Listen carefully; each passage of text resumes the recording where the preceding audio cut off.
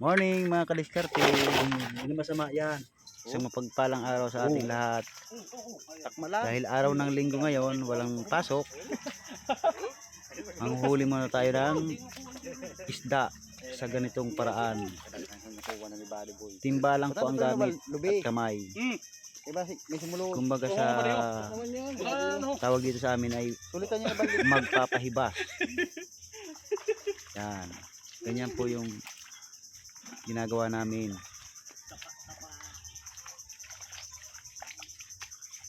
Ayan. Yan sila oh. Kapa-kapa muna. Yung may isda. Pag may nakapang isda, ayan. Sa kanila pa hihibasin yung tubig. At dahil na-confirm nga nila naman ng isda, yun. Tuloy na sila sa paghihibas. Maya pa nga, yung isang kasama namin ay nakakuha ng isang isda. Yun, sinasabi na sa pisnit. Yan. Puno nga ba, puno? Ang buhay namin dito sa probinsya. Yan, ganyan lang. Simpleng buhay.